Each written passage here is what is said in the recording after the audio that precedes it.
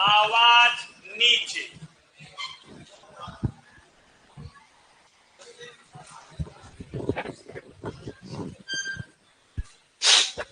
कल कहाँ थे?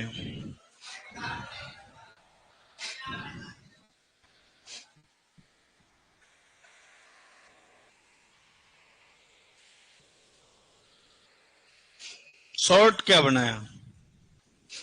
अच्छा, अंतर्राष्ट्रीय ऊंट महोत्सव बीकानेर। अरे मैं इतना काला थोड़ी हूं मैं।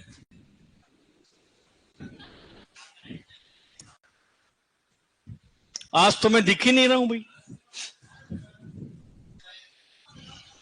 चश्मा लगाओ ना भैया। मैं थोड़ा चला गया था कहीं। हाँ यार, मेरे को डांस का मेरे को भी बहुत शौक है, पर मैं कोई काम से चला गया था। हाँ, अच्छा प्रोग्राम हुआ, बहुत अच्छा प्रोग्राम हुआ। वो तो थोड़ा बहुत क्या, बरसात ने मामला बिगाड़ दिया, वरना बहुत भारी प्रोग्राम था ये। रियलिटी, मजाक थोड़ी कर रहे हैं। सर सर्दी लग रही है क्या? अरे रॉयल में, ये रॉयल में क्या, उदयपुर में तो भयंकर सर्दी है। आप कहाँ रह रहे हो?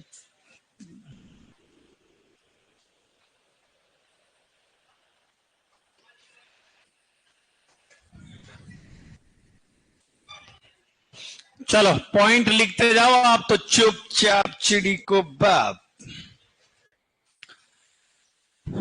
ऊंट को राजकीय पशु लिखो। ऊंट को ऊंट को राजकीय पशु कब घोषित किया रे? 23 जून 2014 को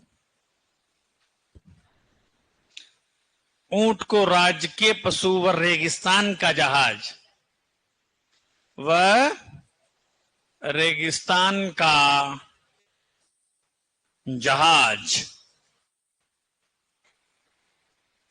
30 जून 2014 को घोषित किया।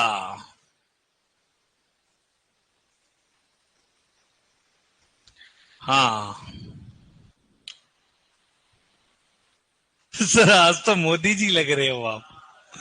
अरे यार, अच्छा कोटी की वजह से। अरे यार, मुझे शर्म आ जाएगी बेटा, मैं खोल दूंगा अभी। हाँ, विजय चंदेलिया। मतलब आदमी एक दिन क्या पहन ले, उसको लंबा कर देते हो आप। चलो कोई बात नहीं, ये तो मैंने कहा यार, कल पहन के आया था तो गंदी नहीं हुई अभी तक, पहन ले, एक दो दिन और चिपका लेना, क्या दिक्कत है। ऊंट को राजकीय पशु व रेगिस्तान का जहाज कब घोषित किया? 23 जून 2014 को। ऊंट विकास बोर्ड, ऊन विकास बोर्ड जोधपुर में है, वो कब कहाँ है? हाँ, और एशिया की सबसे बड़ी ऊन मंडी कहाँ है? बीकानेर में। कहां पर है? बीकानेर में। चलो, ऊंट को, ऊंटों के देवता, ऊंटों के देवता कौन है रे? हैं? बाबूजी राठौड़। ऊंटों की देवी अंता देवी।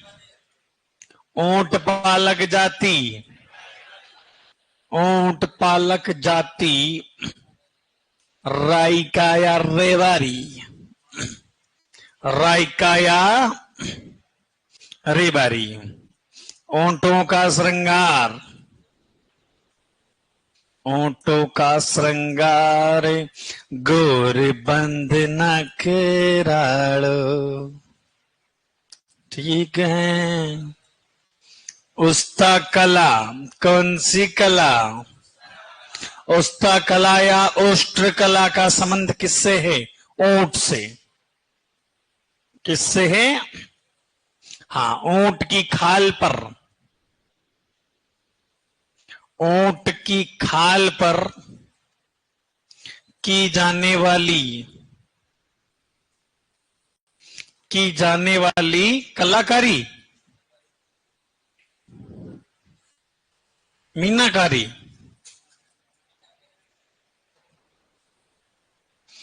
ऊंट की खाल पर की जाने वाली मीनाकारी, क्या कह मीनाकारी कहां की प्रसिद्ध है? और इसके लिए वो पद्म श्री किसको दिया गया? कुदरत सिंह या Kripal Singh? Kudrat Singh. Kripal Singh blue pottery. Black pottery कहां की? कोटा। ब्लैक पोट्री कहां की? कोटा की है। कहां की है? थेवा कला कहां की है? कहां की? अच्छा। टेराकोटा मोलेला राजसमंद की है। कहां की है? मोलेला। कौन सी लेला? चलें आगे। ओके, लिख लिया आपने वो?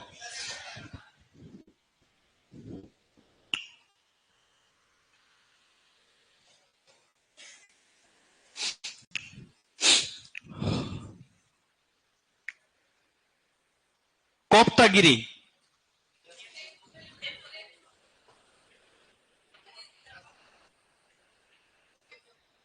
जाजम।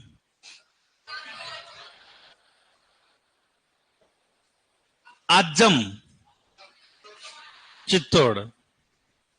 जाजम का मतलब वो नीचे वो दरिया, जाजम। जाजम पे बैठा भाई। चलो ठीक है, बहुत बढ़िया, अच्छा नॉलेज है आपको। भगवान करे आपका हो जाएगा। देखो, पहले कोचिंग करने का फायदा तो है ना, हमेशा होता ही होता है सर। क्यों? आदमी एकदम निश्चिंत हो जाए।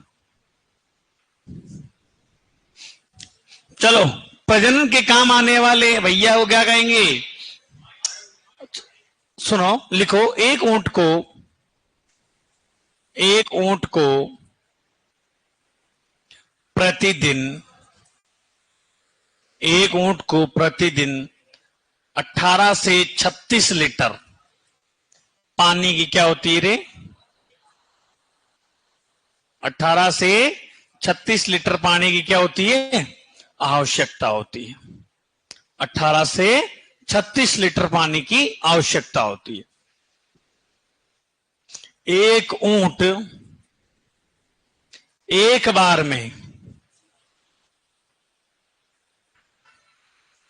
एक बार मतलब एक बार जब प्यास लगे तो 135 लीटर तक पानी पी सकता है। भूत है वो तो। वो भी कौन सा पानी होना चाहिए? बिस्लरी। कौन सा पानी पिएगा? बिस्लरी का। बाकी तो वो छेड़ेगा ही नहीं, सूंघेगा ही नहीं।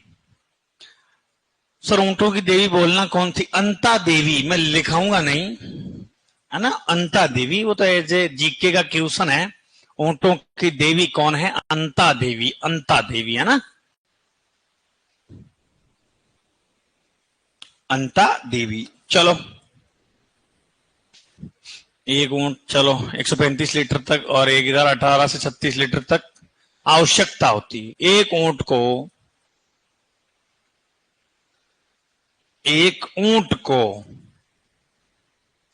एक ऊंट को 70 से 100 वर्ग फीट। कितना? 70 से 100 वर्ग फीट। मीटर का पूछे तो बताओ। 6.5 से 9.2 वर्ग मीटर या ना की आवश्यकता होती है।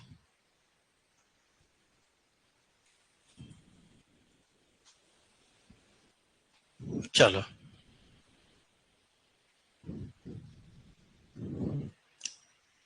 ऊंट के कुल खर्च का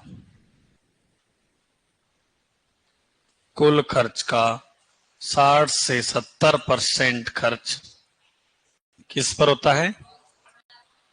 आहार पर होता है। किस पर होता है? आहार पर होता।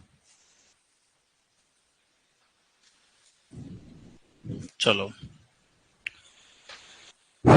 ऊंट को प्रतिदिन 75 से 150 ग्राम नमक की आवश्यकता होती है। नमक खिलाना चाहिए।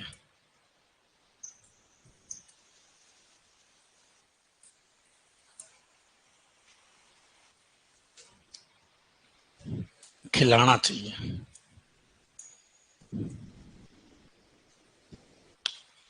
75 से 150 ग्राम कितना मिनट चिंटू?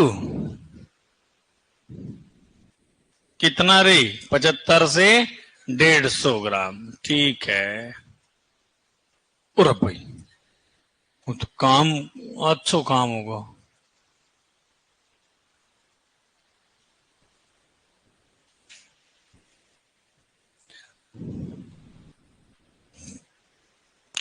चलो ये यहां तक कहानी हो गई, आगे चलें। ऊंटनी के दूध में, ऊंटनी के दूध में तत्व की बात करें तो वो कौन कौन से हैं? लाइसोजाइम, लाइसोजाइम व इंसुलिन की मात्रा, और सेम लाइन है। विटामिन की बात करें तो विटामिन सी प्रचुर मात्रा में होता है ये। हाँ दीपू मीणा सर, एक बार पीछे वाली, हाँ साहब जी क्या कि अभी आए हैं ना, लेट ही आए थोड़ा, तो पूरा देखेंगे पीछे कौन सी क्लास हुई है, क्या हुआ है। हाँ दीपू ले बेटा, बस इतना ही टाइम है, लिख लिए। धौलपुर,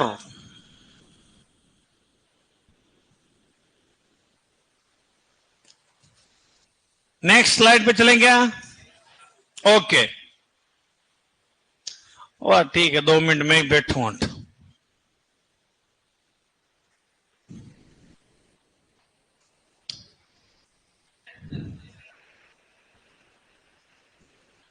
पांच पॉइंट 10 हूं मैं, ये ऊपर ले लिया होगा, अरे दिख रहा मुझे थोड़ा यूं। चलो ठीक है, चलो नेक्स्ट। भार ढोने वाले ऊंट कौन से? भार ढोने वाले ऊंट, भार ढोने वाले ऊंट क्या कहलाते हैं रे? लड्डू। कौन सा ऊंट? भार ढोने वाला ऊंट क्या कहलाते हैं? लड्डू। प्रजनन के काम आने वाला, प्रजनन के काम आने वाले, आने वाले ऊंट क्या कहलाएंगे? माही। कौन से ऊंट? माही। ठीक है, भार ढोने वाले लड्डू, प्रजनन के काम आने वाले माही ऊंट कहलाते हैं। कौन से ऊंट? माही। ऊंट की कुबड़ की बात करें, किसकी रे? ऊंट के कुबड़ की बात करूं तो कुबड़ की 50 सेंटीमीटर तो ऊंचाई होती है। कुबड़ की ऊंचाई कितनी है? 50 सेंटीमीटर। और घेरदार कितना होता है? घेरदार 200 सेंटीमीटर। कितना? 200 सेंटीमीटर। कुबड़ के कुबड़ में कौन से उत्तक पाए जाते हैं? वसीय उत्तक पाए जाते हैं, फैटी टिश्यू।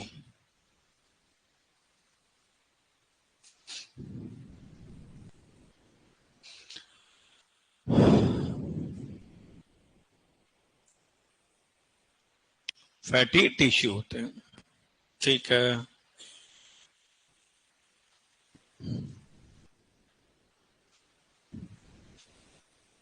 ऊंट को टोटल चारे का 25% कौन सा चारा खिलाना चाहिए? कौन सा चारा? शुष्क चारा। कौन सा चारा? उस लाइन का छोड़ो आप तो,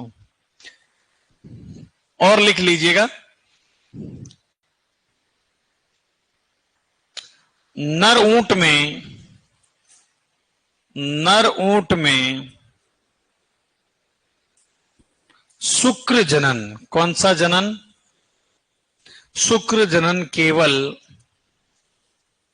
नवंबर से, शुक्र जनन का मतलब जानते हो? शुक्राणु का बनना। शुक्र जनन केवल नवंबर टू मार्च तक चलता है।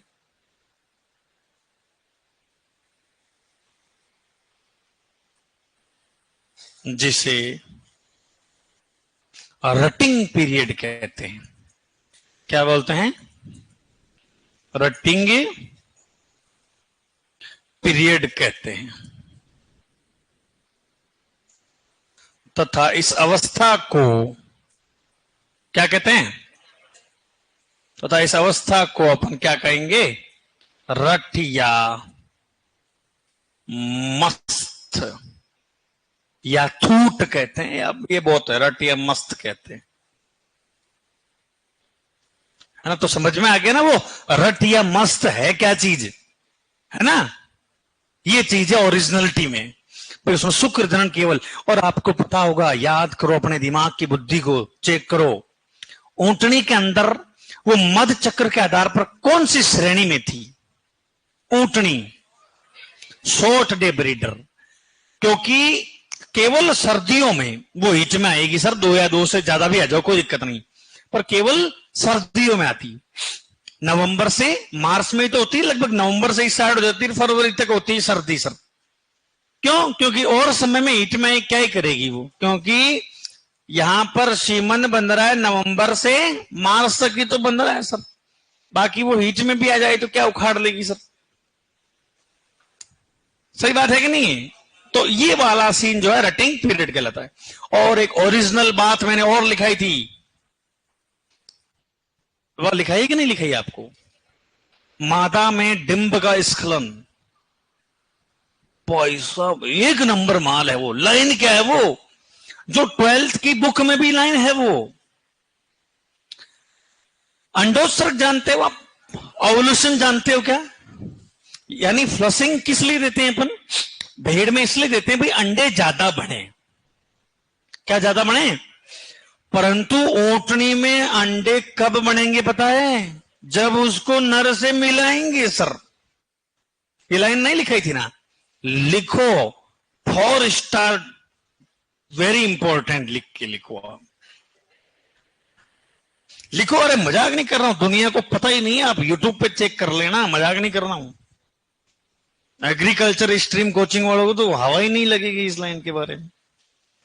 लिखो आप, वेरी वेरी इंपॉर्टेंट, भयंकर मोस्ट इंपॉर्टेंट लिखो। छोड़ो आप तो, बीएमआई करो इसको। क्या करो? भयंकर मोस्ट इंपॉर्टेंट, बीएमआई। क्या है ये? हाँ लिखो, मादा ऊंटनी में, मादा ऊंटनी में, मादा ऊंटनी में डिंब का, डिंब का मतलब होता है अंडा। क्या होता है? हाँ, डिंब का स्खलन, है ना? स्खलन नर से मिलाने के,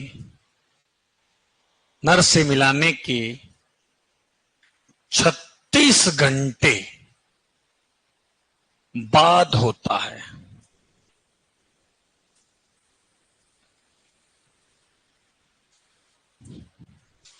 ठीक है? अब मैं और भी किसी के समझ में नहीं आए, मतलब अंडे बनाने के लिए, अंडोत्सर्ग के लिए मादा को नर से मिलाना पड़ेगा सर, तब जाके तो अंडे बनेंगे। उसके बाद वो हीट में आएगी, फिर नर से मिलाएंगे, फिर प्रेग्नेंट होगी सर। कितनी बड़ी प्रोसेस है ये, टाइम लगता है, अच्छी चीज के लिए टाइम लगता है। अब देखो इस कंडीशन को कहेंगे क्या? तो अब एग्जामिनर कैसे क्वेश्चन पूछेगा? निम्न में से दिए गए जानवर प्रेरित अंडोत्सर्ग किस में होता है? प्रेरित मतलब उसको प्रेरित करना पड़ेगा सर। एक तो होता है स्वतः अंडोत्सर्ग, हर जानवर में स्वतः ही होता है सर। क्या होगा? स्वतः, इसको बोलते हैं, स्वतः को बोलते हैं इन स्पॉन्टेनियस होता है वो। और एक होता है इंड्यूस्ड ओवुलेटर, जिसको अपन बोलेंगे प्रेरित अंडोत्सर्ग। जैसे कि, और कौन कौन है ऐसे जानवर? कैमल, कैट और रैबिट। CCR कौन है? CCR, कैमल, कैट और रैबिट। इनको सर अंडोत्सर्ग लाने के लिए प्रेरित करना पड़ेगा। क्या करना पड़ेगा? हाँ, तो मैं लिख सकता हूं यहां पर, ये जानवर, इन जानवरों को, इन जानवरों को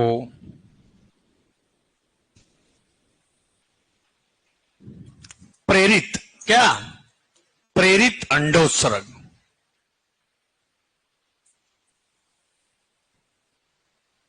यानी इंड्यूस्ड ओवुलेटर कहा जाता की श्रेणी में रखते हैं। कौन कौन से जानवर? CCR यानी कैमल, कैट और रैबिट, है ना। अंडोत्सर्ग के लिए नर से मिलना पड़ता है सर, यानी अंडोत्सर्ग के लिए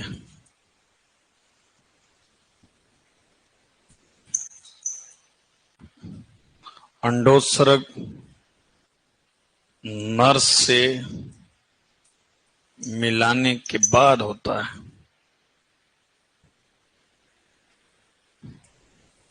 सिंपल, इस पूरा सारांश ये है, अंडोत्सर्ग कब होता है? नर से मिलाने के बाद होता है सर। अंडे बनाने के लिए नर से मिलाना पड़ेगा पहले।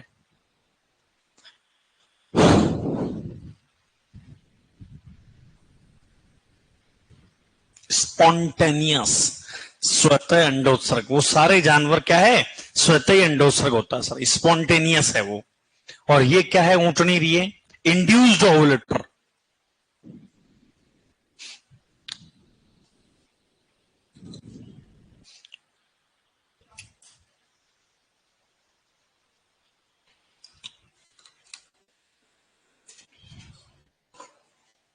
चले आगे, लिख लिए क्या?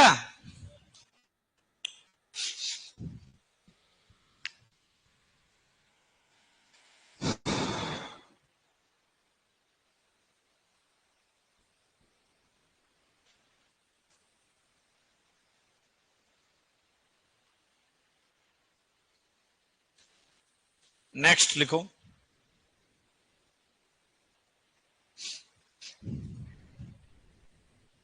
नर ऊंट के,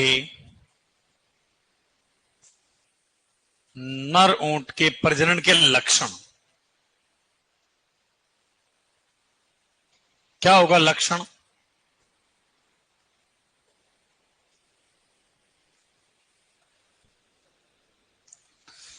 देखो, एक क्वेश्चन और पूछ जाता है, ऊंटनी को देखकर इतना पागल हो जाता है ऊंट कि अपना जबड़े को भी तोड़ लेता है, यूं यूं करते रहते हैं।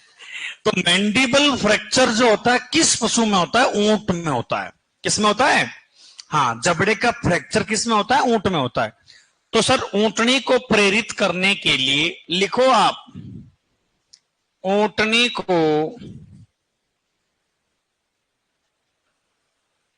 प्रेरित करने के लिए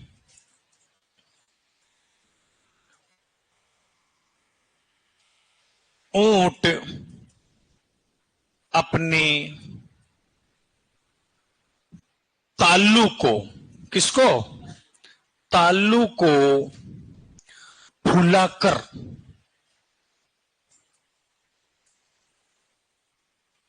मुंह से बाहर निकालता है,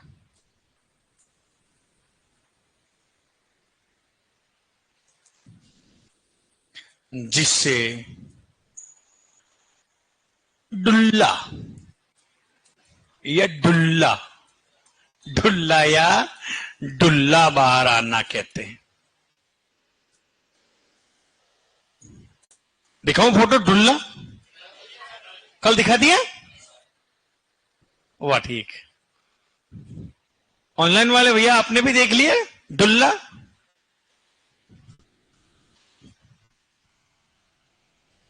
हाँ, नीचे कोई लिखना चाहे नोट लगा के लिख लेना, मैंडिबल, मैंडिबल फ्रैक्चर, क्या मैंडिबल फ्रैक्चर किस में होता है बेटा? ऊंट में होता है ना? किस में होता है मैंडिबल फ्रैक्चर? ऊंट में देखने को मिलता है जबड़े का फ्रैक्चर।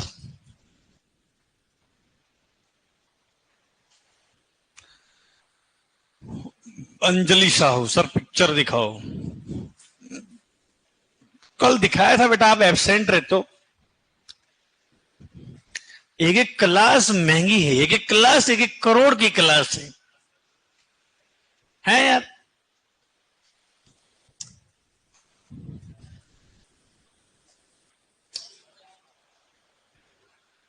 हमारे यहां तो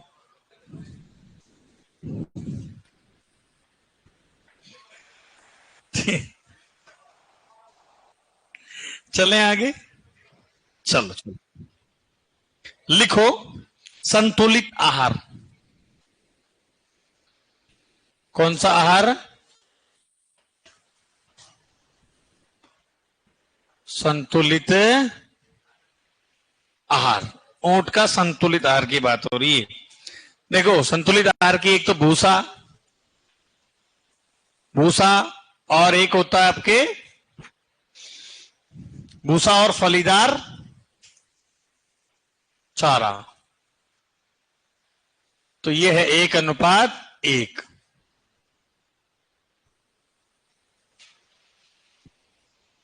और एक है भूसा और मोठ, क्या मोठ व गंवार फलगट्टी।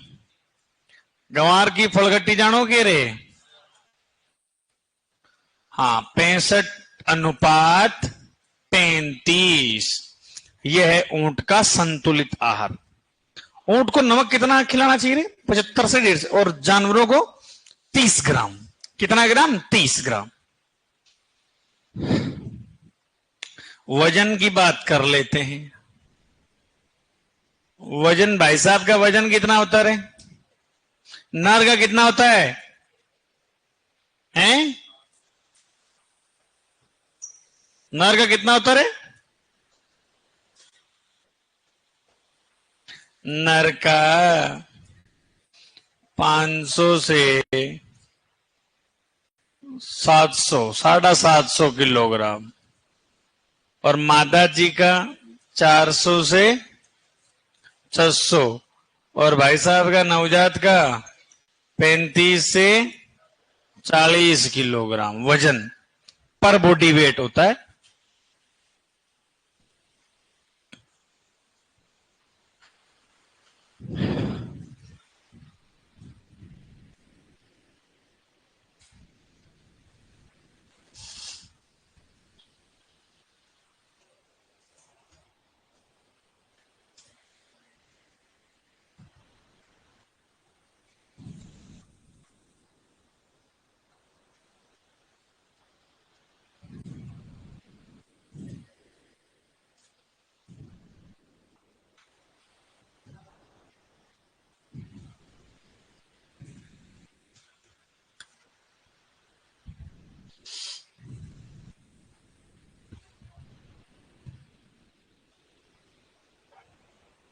एक पॉइंट लिखो, ओट अपनी आरबीसी का आकार, नोट लगाकर लिख लेना, भूल गया था यहां पे लिखाना। ऊंट अपनी आरबीसी का आकार कितने गुना तक? 240 गुना तक बढ़ा सकता है।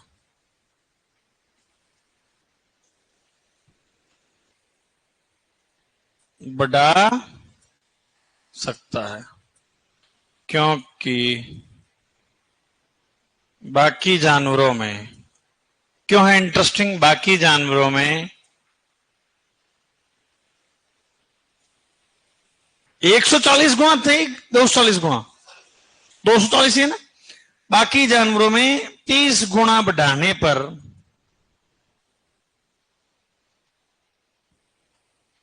फट जाती है।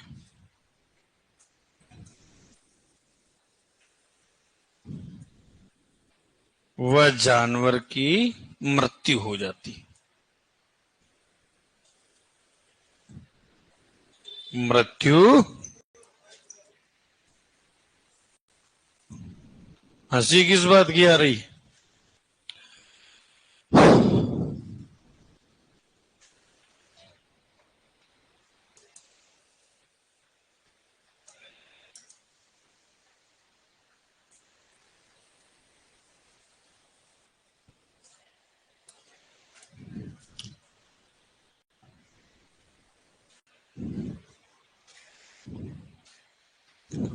चलें आगे।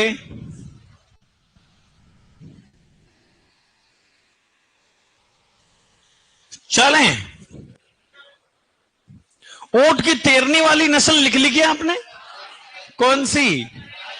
खर्राई। कौन सी? खर्राई। कोई और पॉइंट है तो और कोई देख लेंगे, है ना, याद आएगा तो लिखा देंगे, है ना, कल लिखा देंगे, कोई वो जरूर नहीं।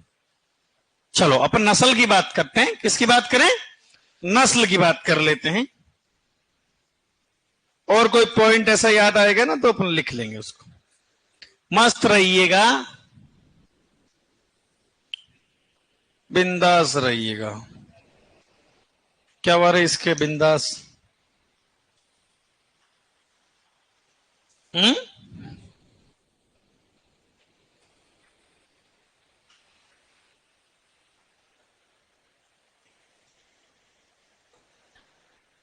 क्या बात है?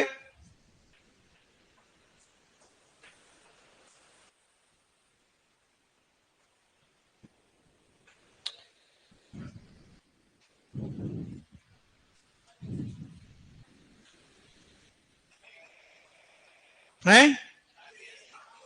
क्यों? पीछे क्या है इसके?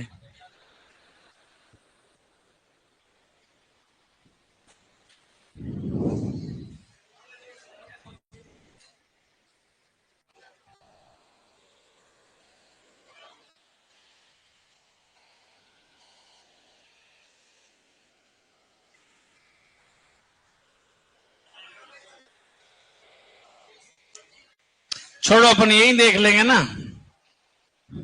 नस्ल की बात करते हैं, नस्लें लिख लो भाई। यहीं पे फोटो देख लेंगे अपन, तो क्या है, गूगल पे ही देख लेंगे फोटो तो। कैमल मिल्क सबसे नंबर 1 कौन है? बीकानेरी। कौन सी नेरी? बीकानेरी।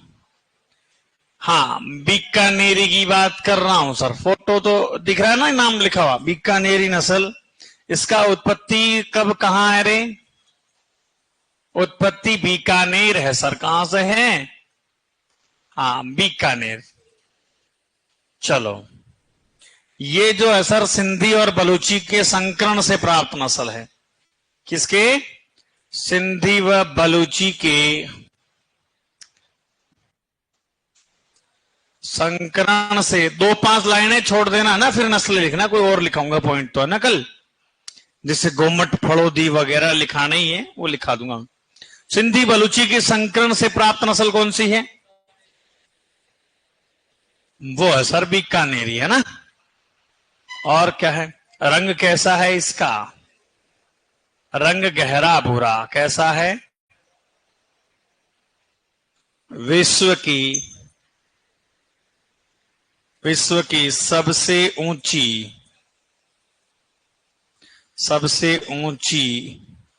व सुंदर टूटरी नस्ल कौन सी है? बीकानेरी। वह सुंदर नस्ल। ऊंचाई की मैं बात करूं तो जमीन से थुई तक, थुई जानते हो, कुबड़ वगैरह, 10 से 12 फीट होती है। 10 से 12 फीट। ऊंट में होने वाला रोग सर्रा।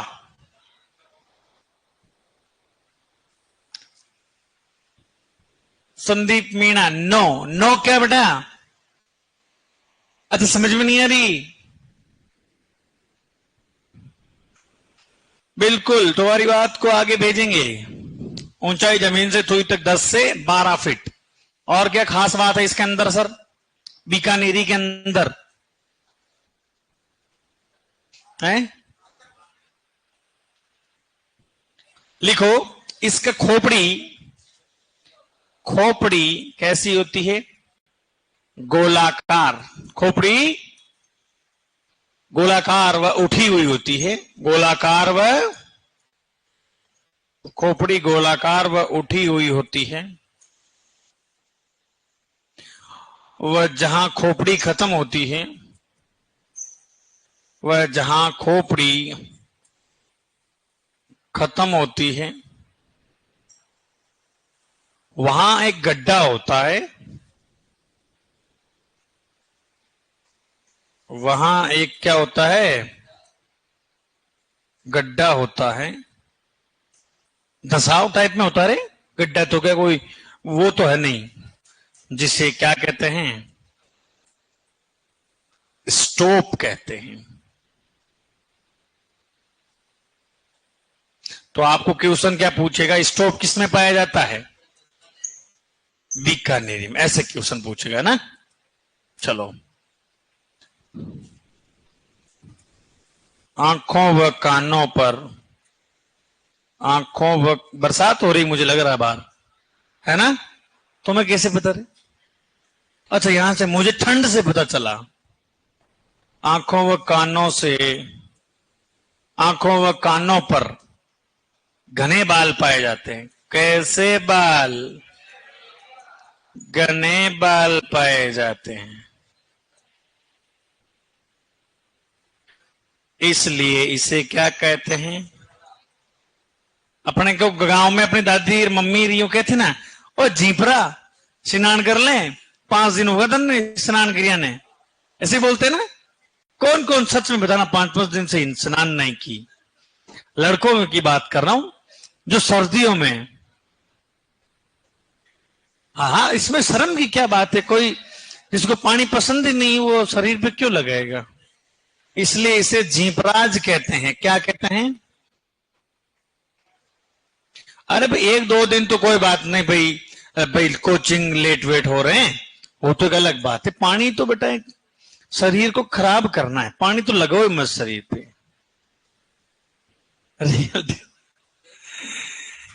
इसलिए इसे क्या कहेंगे? जीपराज कहते हैं। इसको किस काम में लेते हैं बेटा? कृषि व बोझा ढोने के उद्देश्य से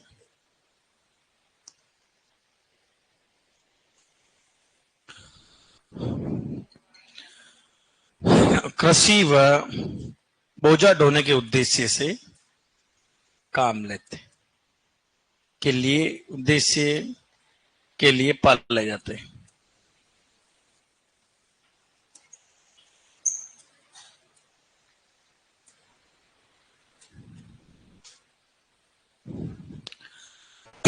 सिंधी व बलूची के क्रॉस से, किस किस के क्रॉस से? सिंधी व बलूची के क्रॉस से ये नस्ल पैदा हुई थी।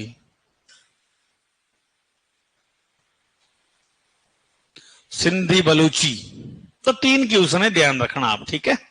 और रंग कैसा होता है इसका? गहरा भूरा। चले आगे।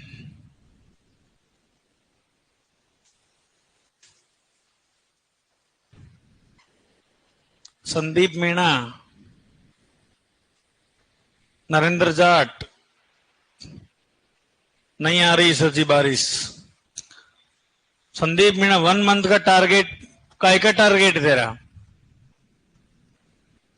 मेरे को उड़ाने का तो नहीं है टारगेट भाई।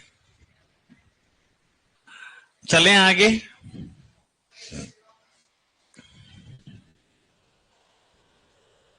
कोर्स कंप्लीट का। चलो अब लिखो, जाइसू कौन सी मेरी ना। हाँ, अच्छा, नाने का है क्या 1 महीने का टारगेट? बहुत बढ़िया। जैसलमेरी का उत्पत्ति कहाँ है रे? जैसलमेर में। कहाँ है? जैसलमेर में। इसकी खास बात क्या, जल्दी से लिखो बेटा, है ना। कल फिर मैं पोल्ट्री स्टार्ट करूंगा, नस्लें मुर्गियों की, बहुत अच्छी नस्लें मुर्गियों की भी। रंग कैसा है इसका, हल्का भूरा है क्या, कैसा है, हल्का भूरा। ये वैसे किस पर्पज से काम में लेते हैं, सवारी के लिए। किसके लिए, सवारी के लिए प्रसिद्ध नस्ल है। वैसे इसकी ऊंचाई कितनी, कोई पूछे तो, ऊंचाई पूछे तो क्या बताओगे, 7 से 9 फीट, है ना, वही जमीन से थुई तक। रंग हल्का भूरा। सवारी के लिए सेना व बीएसएफ, सेना व बीएसएफ पुलिस इसी नस्ल के ऊंट रखती है, इसी नस्ल के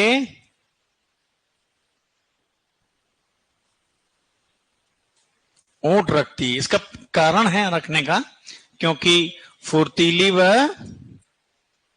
क्यों, फुर्तीली व लंबा सफर तय करने वाली नस्ल, फुर्तीली व लंबा सफर तय करने वाली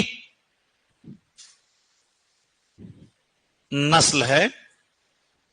कहा जाता है कि एक ठंडी रात में, क्या, एक ठंडी रात में 110 से 140 किलोमीटर तक का सफर तय कर सकता है, सफर तय कर सकता है।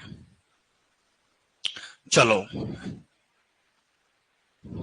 नोट,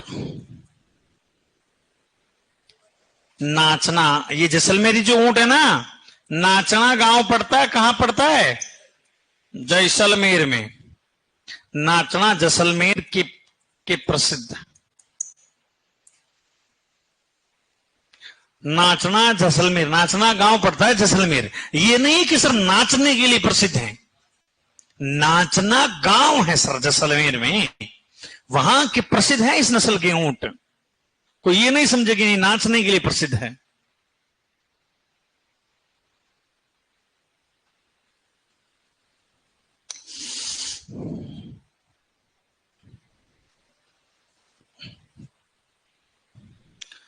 आपकी क्लास कितने बजे होती है?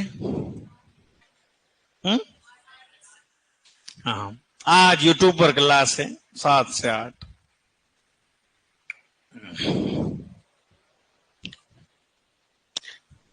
ट्यूशन है 20। चले आगे। जैसू, अब लिखो मैसू। मेवाड़ी कौन सी रे, मेवाड़ी कहां की है, कोई बता सकता है क्या? अरे यार, मेवाड़ी कहां की, कोई बता सकता है? उदयपुर की? कौन बोला? Very good. यहां के राजा महाराजा बड़े रईस थे, क्या थे, रईस थे। वो गए कि यार जनता परेशान हो रही है, कोई भी सामान यहां ला रही, चलो ऊंट लेने चलते हैं वहां पे पंजाब में। तो माल को इंपोर्ट एक्सपोर्ट करने के लिए वो तो साधन लेने गए थे, तो वहां से ऊंट को हायर किया, पंजाबी ऊंट को। तो यहां के लोग जो ना उस पंजाबी ऊंट को क्या कहने लगे, मेवाड़ी ऊंट कहने लगे। क्या कहने लगे? तो ये नस्ल जो है मेवाड़ी किससे विकसित है, पंजाब के ऊंटों से विकसित नस्ल है। किससे? तो इस मेवाड़ी शब्द की उत्पत्ति तो कहां से हुई है, मेवाड़ उदयपुर लिख देता हूं मैं ना। मेवाड़ में ऐसे तो बहुत सारे हैं, उदयपुर हो गया है ना, राजसमंद, भीलवाड़ा, चित्तौड़। पंजाबी, पंजाब के ऊंटों से विकसित नस्ल, पंजाब के ऊंटों से, पंजाब के ऊंटों से विकसित नस्ल। चलो, रंग कैसा होता है, वही हल्का भूरा। कैसा? हल्का भूरा। चलो, इसमें खास विशेषता क्या है, आंखें कैसी होती हैं, आंखें गोल व छोटी होती।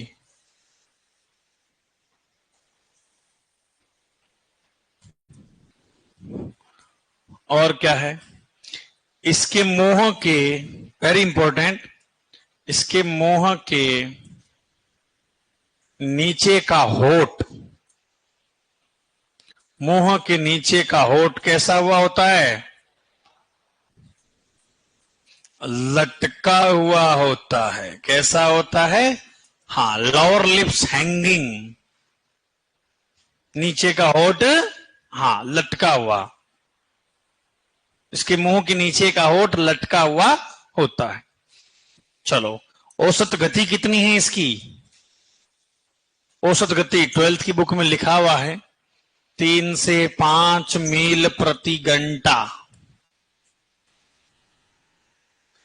और ये भी किस में काम में लेंगे? कृषि व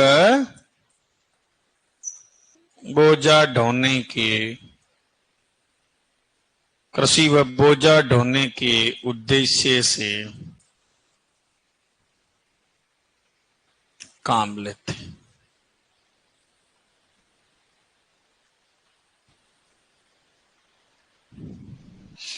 कृषि व बोझा ढोने के काम में लिया जाता है, उद्देश्य से, जो भी है।